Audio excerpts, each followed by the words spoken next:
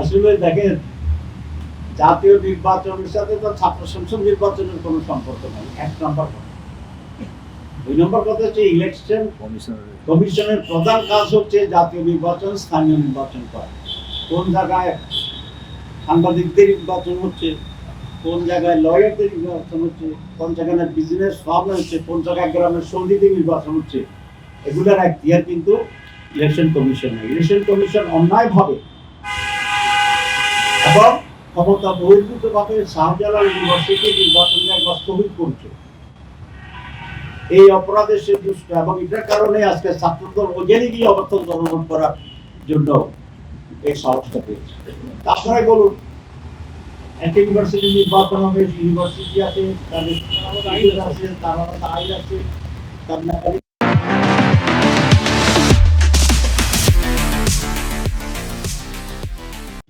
জগন্নাথের নির্বাচন হয়েছে, যদিও চেষ্টা করেছিল ডিস্টার্ব করার জন্য। তো আমরা তো ইলেকশন চাই, বন্ধ করার আন্দোলন, এটা আমাদের ক্ষেত্রে বিপরীত মনে হচ্ছে। অধিকাংশ জায়গায় তো ছাত্ররা এটাই চায় যে ইলেকশন দিচ্ছেন না। কেন করছে এটা কি আপনারা বুঝছেন না? বুঝেন না? আপনারা বুঝেন না? তাহলে আমি একটু বুঝে, আপনারা যদি এত সহজ জিনিস বুঝতে পারেন না, এত বড় সাংবাদিক, তাহলে একটু বলতে হয়। এটার কারণ হচ্ছে ডাকসুর পরাজয়, এটার কারণ হচ্ছে চাকসুর পরাজয়, এটার কারণ হচ্ছে রাকসুর পরাজয়, তারপরটা হচ্ছে চকসুর পরাজয়। কারণ তারা অনেকেই বলছিলেন যে ওনাদের নেতা লন্ডন থেকে আসার পরে সব উঠতে যাবে, এবং যখন দেখা গেল আসার পরেও জগন্নাথের রেজাল্ট আগের সিলসিলায় ঠিক আছে। এখন জাতীয় নির্বাচনের পরে শাহজালালের একই ধরনের আরেকটি নির্বাচন, তাদের জন্য কিছুটা বদহস্তি তো হইতেই পারে। কারণ 5 বার যদি পোলাও খায় সেটা তো বদলি হবে। তারা এটা চান না যাদের কাছে আরেকবার পরিষ্কার করতে, যে শুধু ডাকসুর নয়, সিলেটের লোকেরাও, ইউনিভার্সিটির লোকেরাও ওনাদেরকে ভোট দিতেন। এটাই একমাত্র কারণ, আর কোনো কারণ নেই। এখন বুঝছেন?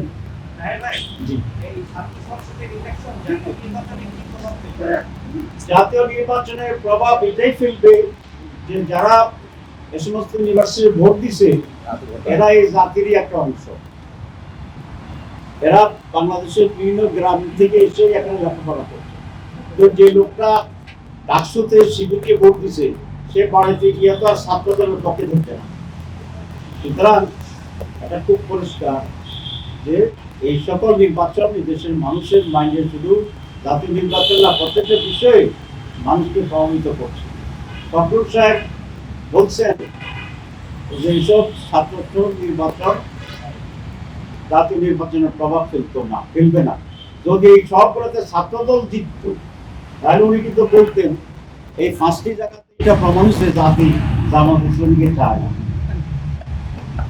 যেহেতু জামাত ইসলামী ছাত্ররা জিতে গেছে, এই জন্য উনি বলছেন যে এটা কোনো প্রভাব পড়বে না। আপনারা গল্পটা জানেন না? এক কৃষক গরিবের ছেলে কলেজে ভর্তি হচ্ছে ইউনিভার্সিটিতে, তো জমিদার বলে তোমার ছেলে কেন ভর্তি করছে, সে তো পাস করতে পারে। যখন পাস করছে কলেজের চাকরি পাবে, যখন চাকরিও পাইছে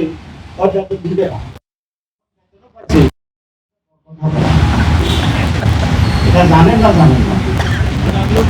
এখন ডাকসুতে জিতলে বলছে যাচ্ছি টেক ইউনিভার্সিটি, যখন যশোরে ঢুকেছে তাদের নেতা আসার পরে তখন বলছে এখন শাহজালাল সে অবস্থা। ইনশাআল্লাহ আপনারা সহ এই দেশের মানুষ সচেতন, এবং এই দেশের মানুষ পুরানো সাদাবাজি, দখলবাজি